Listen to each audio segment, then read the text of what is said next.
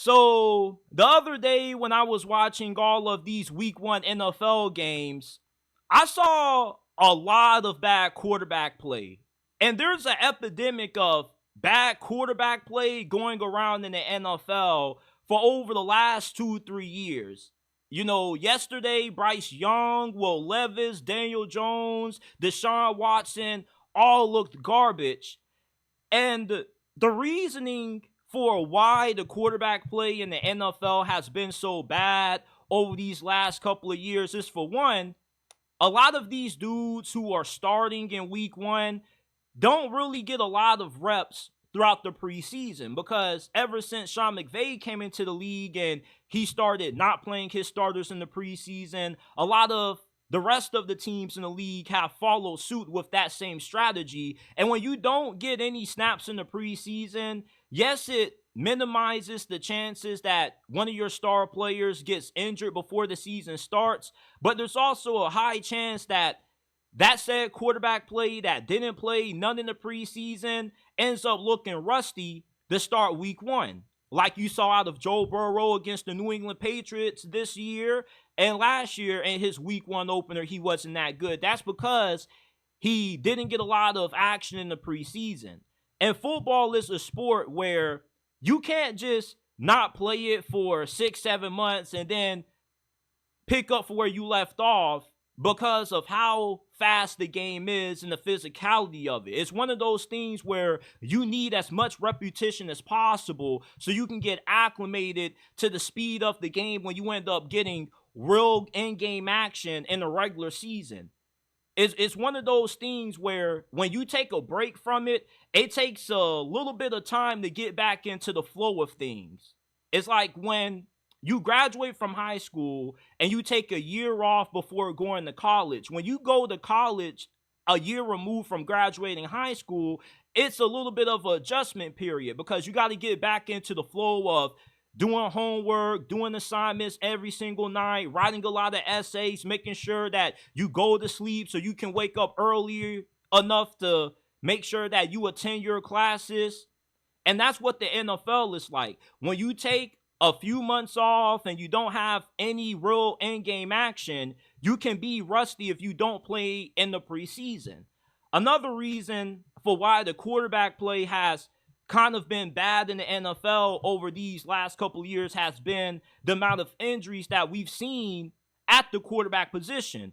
There have been over 50 million backups playing QB1 for several teams due to the amount of injuries we've seen star quarterbacks sustain. Last year at the New York Jets, Aaron Rodgers got injured his first 3 plays into his Jets career. You have to start Zach Wilson, Tim Boyle. With the amount of injuries these starting quarterbacks are sustaining, you're seeing more backups have to come in, and a lot of these backups aren't good enough to cut it in today's NFL because some of these dudes who played in college, they played in a RPO system, run pass option, which means that a lot of the things they did was based off how the defense was aligned. So if you got a lot of guys in the box, you will have the option just to pass the football for a quick screen or a quick check down. But if there were guys stacking, if there were guys not stacking the box and you had a light box and you got the ability to run it, then you would just choose to run the football instead.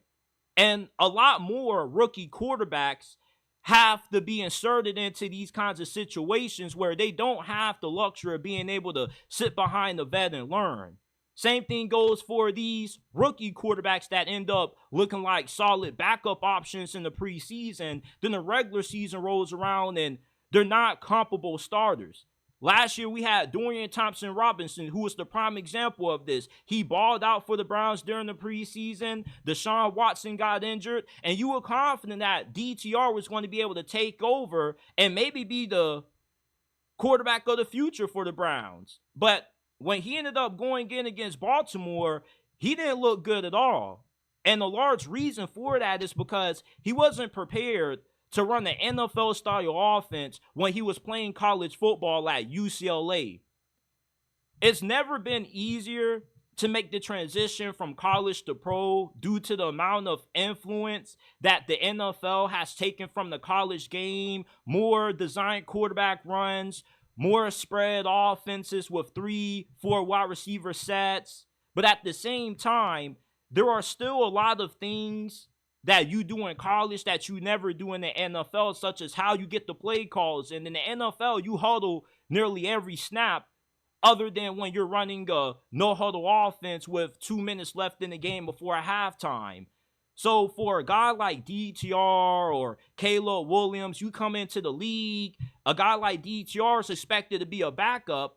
He actually gets the opportunity to come in, and he's looking like a deer in headlights out there because the NFL game is just too fast for him. It's hard for him to process. It's hard for him to get the play calls in because he never played with this amount of speed at the collegiate level. The terminology is way more advanced. In college, your plays are only about 2-3 words. In the NFL, your plays are a sentence long. You got plays like XYZ, cut, split, zip, banana. It's a lot to learn. And the quarterback play has kind of been watered down due to how easy it's been to play QB at the college level, with the amount of offenses that are RPO based and quarterbacks don't have to go through their progressions. It doesn't really prepare these quarterbacks, these new generation quarterbacks, for what's in store once they get to the National Football League. Look at how Caleb Williams played against the Tennessee Titans. I mean, he was awful. This was not what I was expecting out of the first pick of the NFL draft. This dude has been getting compared to Patrick Mahomes, Aaron Rodgers, prime Russell Wilson. I was not expecting him to struggle, regardless of if rookie quarterbacks have losing records in the first week of the season. You expect much better quarterback play out of Caleb Williams. So there's just been an epidemic of bad quarterback play going on in the NFL. And the two biggest reasons, I believe, for this are due to the lack of snaps that these starters are getting in the preseason. And two, you got more backup quarterbacks coming in that didn't really have that much experience running an NFL level offense. That's why they struggle to make the adjustment. And when they end up being able to get the starting nine for a guy that gets injured, most of the times they are not ready. Or either you got these rookie quarterbacks that are starting faster than what they should be. Back in the 90s and the early 2000s, when you drafted a dude in the first round, most of the times you didn't start them. You let them sit behind the vet for a year, let them learn, get a little bit more acclimated to the speed of the game in the playbook, and they ended up starting their second seasons. Or if you were to start a young rookie quarterback, you didn't have high expectations for that season. That season was solely based for that quarterback to develop.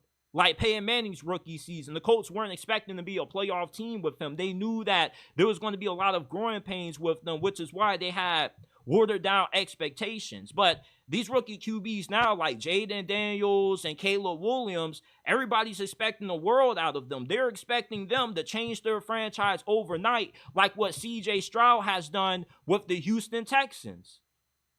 And, you know, there's just been an epidemic of awful quarterback play, even for guys that have been playing in the league for a while. Deshaun Watson, for as long as he's been in the NFL, he shouldn't be that bad. Even with him having a shoulder injury that sidelined him for the majority of last year, I expect better quarterback play out of a guy like him. He's a vet in this league. He knows what it takes to win. He's played at an elite level before. I don't understand why this dude has just fallen off as bad as what he has in Cleveland. Maybe the Browns just have a curse where whoever they get to be their starting quarterback, they only end up being good for a season or two, or just bad overall, and they will never get good quarterback play for some reason. I don't know, but it's just the quarterback play I've been seeing in the NFL. I don't know how many of you guys feel this way, but it's been pretty bad.